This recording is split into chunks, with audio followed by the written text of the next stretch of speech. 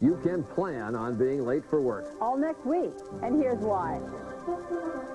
Next week, Good Morning America heads north to Alaska, the land of the midnight sun. We'll spend the whole week exploring America's largest state, practically a country of its own. So join us for the adventure you've always wanted to take. Be a part of the great Alaska adventure on Good Morning America. That's next week here on ABC.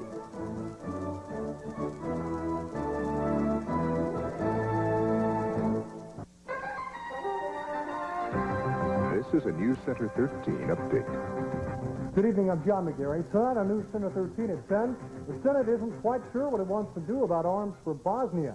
Today, senators just barely passed a measure requiring President Clinton to lift the embargo, no matter what the Allies and UN do.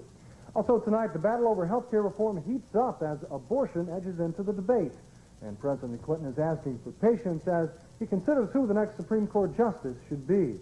Back home, a new budget at Western Kentucky University has some faculty members and most students a little upset.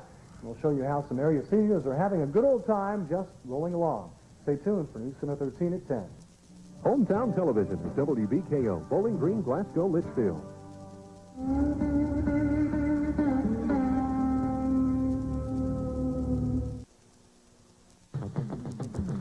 Good evening, everyone. I'm John McGarry. Coming up next on NewsCenter 13 at 10, the Senate passes two bills dealing with Bosnia, and confusion reigns. Back in South Central Kentucky, a man is dead after a wreck on I-65. Stay tuned for NewsCenter 13 at 10.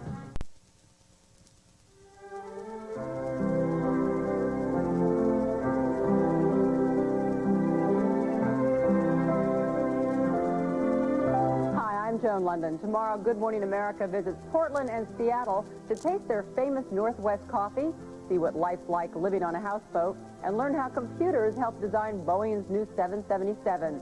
It's a special Northwest Pacific edition of Good Morning America tomorrow on ABC.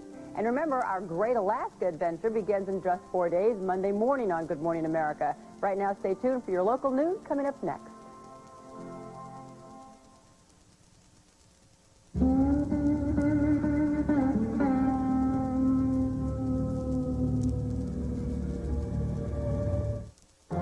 Watched by more people than any other network.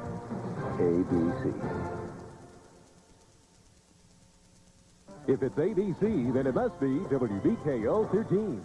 The Kentucky News starts now.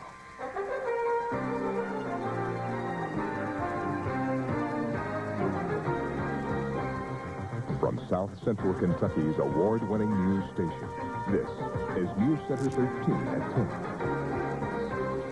The Senate sends out a mixed signal about U.S. involvement in Bosnia. Good evening, everyone. The Senate passed conflicting measures today dealing with a war-torn country. First, senators voted 50 to 49 to have President Clinton ask the UN about lifting the embargo against Bosnian Muslims.